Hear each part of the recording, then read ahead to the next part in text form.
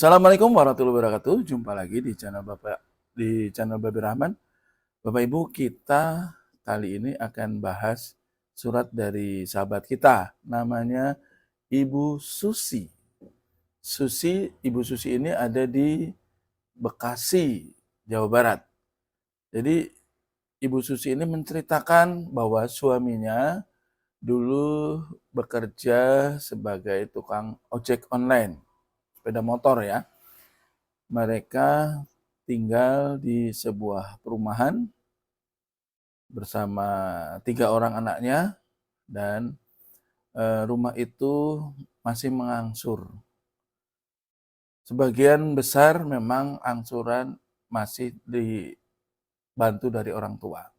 Jadi angsuran bulanannya tuh masih ditopang dari orang tua. Nah, suatu ketika setelah pasca pandemi yang lalu, si suami itu tertarik dengan tawaran kawannya, bekas teman sekolah gitu, yang dulu dia bekerja, bisnisnya supir taksi online. Tapi taksinya itu mengangsur gitu ya, jadi milik sendiri seperti itu. Nah, dia tertarik karena tawarannya dari si kawan ini cuma minta uangnya dikembalikan 10 juta saja, dan selanjutnya suami Bu Susi ini tinggal meneruskan angsuran dan bisa dibuat meneruskan usaha taksi online-nya kayak gitu kira-kira. 3 bulan dia menjalani angsurannya baik gitu ya. Untuk angsuran mobil bisa tercover, kemudian angsuran rumah juga masih seperti biasa, masih bisa mengangsur dengan baik gitu. Nah, kira-kira sekitar 4 bulan yang lalu, si suami ini kena musibah.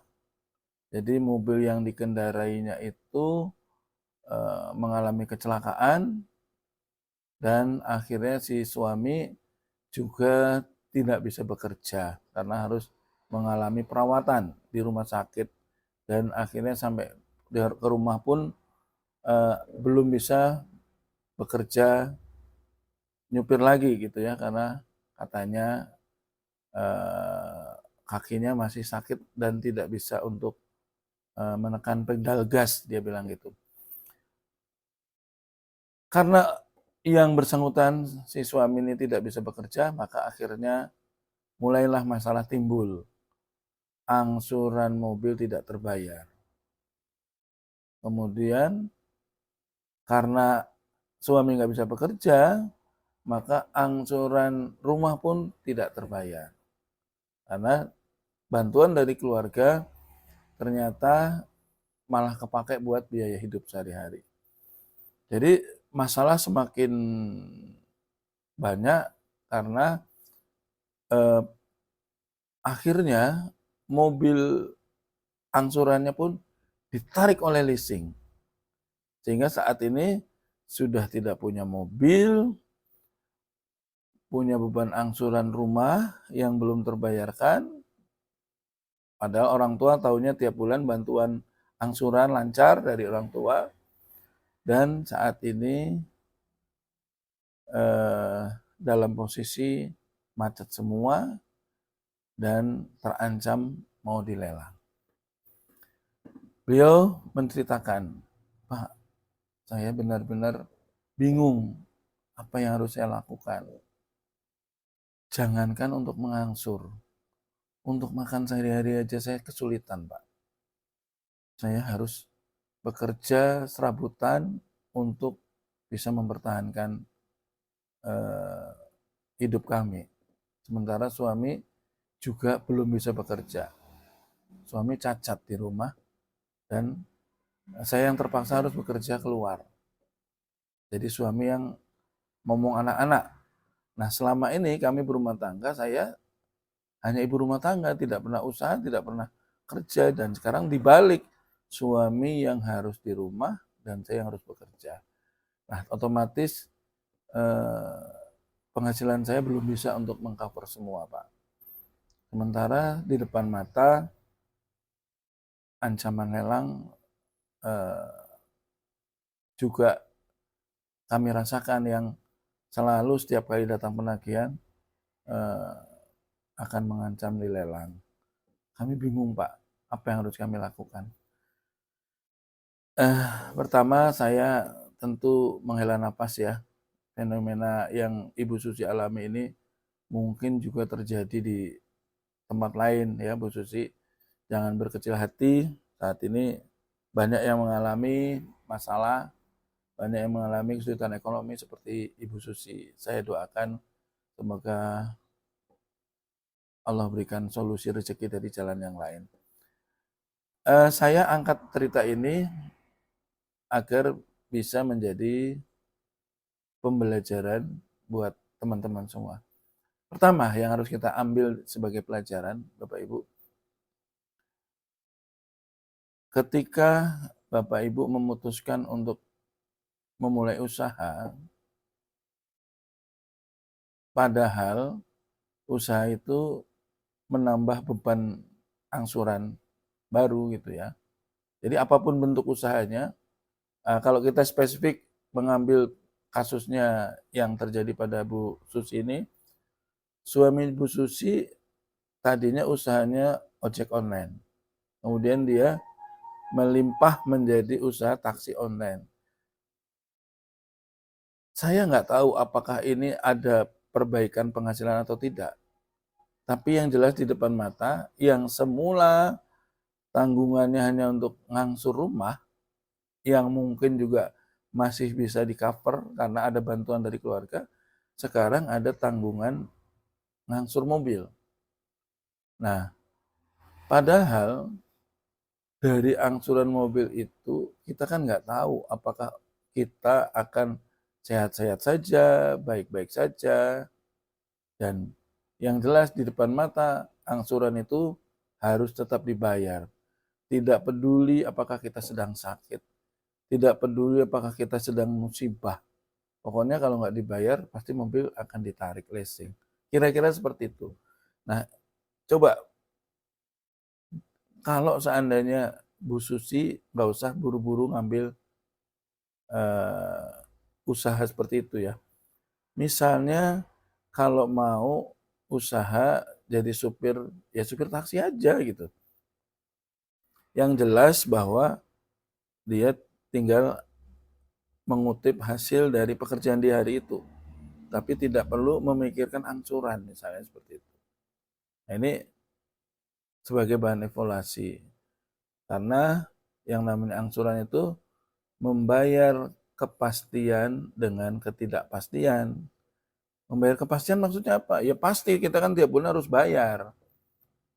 Tiap bulan harus mengangsur. Nggak peduli Anda lagi sakit, Anda lagi ada musibah, nggak peduli. Harus dibayar. Kalau nggak dibayar, timbul masalah gitu. Dengan ketidakpastian, dibayarnya dengan ketidakpastian. Ketidakpastiannya apa? Ya kalau tiba-tiba kita invalid, kita kena musibah, tidak bisa bekerja, mobilnya kena masalah, kecelakaan, sehingga tidak bisa untuk cari uang, dan sebagainya. Itulah yang saya maksudkan, usaha dengan dibiayai kredit itu adalah membayar kepastian dengan ketidakpastian. Berisiko ya, seperti itu. Yang kedua, pelajaran yang bisa kita ambil dari masalah Bu Susi itu, Bu Susi itu jangan panik dulu.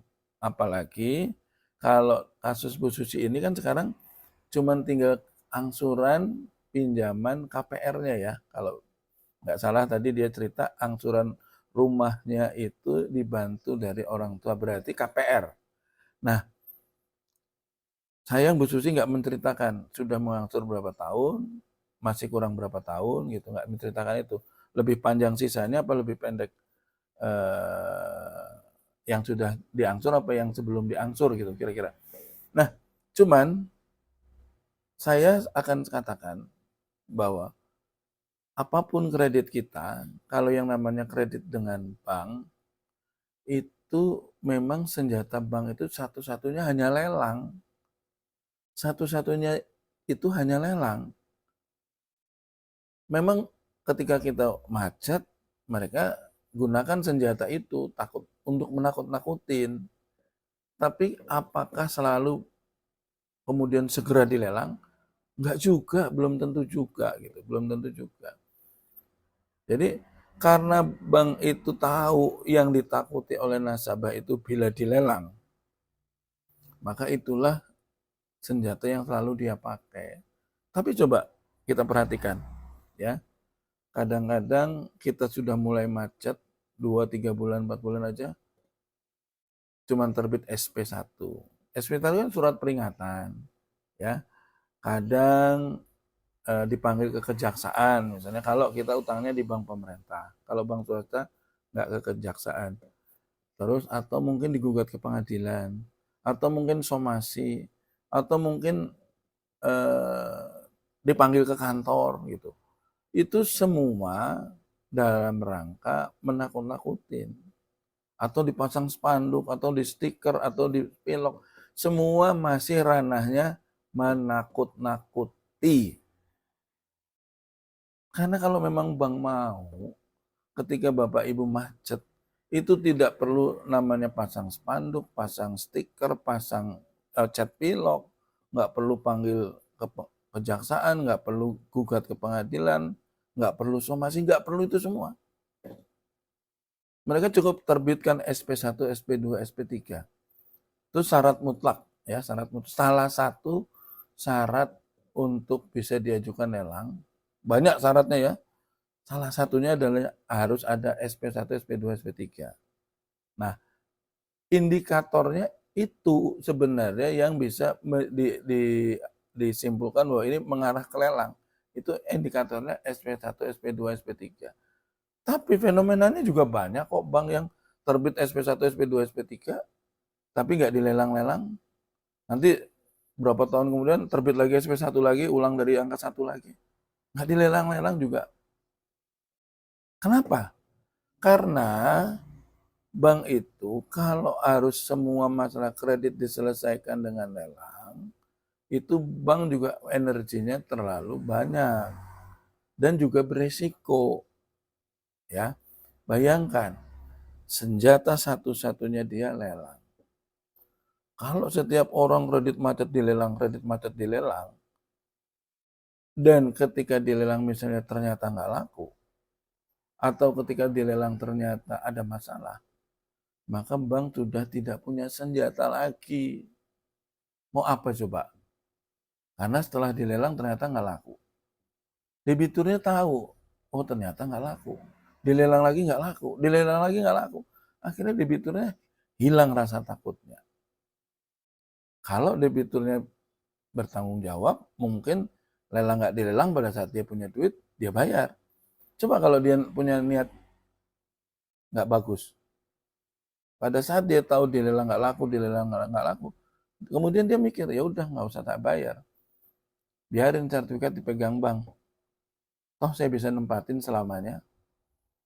Ya nanti kalau udah ada uang, entah 10 tahun, 20 tahun lagi, saya lunasin nggak apa-apa. Saat saya udah punya uang, toh bank sekarang nyatanya nggak bisa melelang. Bayangkan, kalau setiap nasabah harus dilelang, yang terjadi seperti itu. Makanya bank tidak semua kredit macet dilelang. Ingat ya, tidak semua kredit macet dilelang. Karena bank juga takut implikasinya di kemudian hari bila ternyata lelang itu tidak laku, bila ternyata ada masalah, bila ternyata di kemudian hari diketahui tidak bisa dilelang, atau ada sengketa. Sekarang masyarakat sudah semakin pintar, edukasi solusi kredit macet itu banyak dijumpai, banyak pelatihan-pelatihan, banyak seminar-seminar. Akhirnya masyarakat pintar bagaimana mengatasi, pintar. Nah, akhirnya apa? Bank yang menjadi bermasalah sendiri, gitu. Tidak ada penyelesaian karena sudah tidak takut lagi masyarakat. Ah, gitu kira-kira. Jadi buat Bu Susi nggak usah panik dulu, ya. Kita nggak tahu ke depan. Mungkin ibu sekarang sedang macet. Ya komunikasikan dengan baik. Sampaikan dengan petugas, datangi ke kantor, bahwa ceritakan kondisi masalahnya seperti ini. Nah, apa solusi yang sedang ibu persiapkan? Kayak gitu ya. Jadi memang harus ada rencana penyelesaian juga. Tidak boleh ibaratnya saya punya kredit macet tapi saya tidak punya eh, rencana penyelesaiannya seperti apa. Jangan sampai seperti itu juga. Jadi harus ada planning yang jelas mau bagaimana nih ke depan gitu. Karena cepat atau lambat yang namanya lelang itu bom waktu ya, pasti akan meledak gitu. Nah, tapi saya tidak ingin Bapak Ibu yang saat ini dalam keadaan kredit macet itu terjebak pada ketakutan di lelang. Ya, terjebak pada ketakutan lelang. Karena tidak setiap kredit macet berujung lelang. Ya, banyak kok yang bertahun-tahun, 5 tahun, 7 tahun, 10 tahun nggak dilelang, banyak. Itu berbagai faktor, berbagai sebab. Tapi memang kadang-kadang bank itu pakai aspek psikologinya juga dipakai. Misalnya gini, di sebuah kampung, di pedukuhan misalnya, di sebuah perkampungan gitu, kredit macetnya tinggi. Nah, dia akan cari tokoh masyarakat yang paling pengaruh di situ. Dia cari, dia lelang supaya apa? Muncul ketakutan di lingkungannya. Waduh, si itu aja dilelang gitu. Seperti itu gitu. Nah, walaupun saya juga sudah jelaskan bahwa sebenarnya eh, bank itu juga sekarang sudah overlap ya, tiap ada kredit macet itu bukan mencari tahu penyebabnya apa, bukan mencari tahu, membantu mencarikan solusi, misalnya kendala bisnisnya apa menyebabkan dia tidak bisa mengatur, tapi yang ada tekanan gitu. Akhirnya eh, masyarakat ketakutan gitu. Nah, malah semakin parah. Untuk ngangsur dia pinjam lagi, dia buka pinjaman lagi ke rentenir, ke bank harian, ke pinjaman-pinjaman lain demi untuk mempertahankan angsuran yang karena dia dikejar-kejar sama petugas. Nah ini yang harus dirubah, Bapak Ibu harus rubah.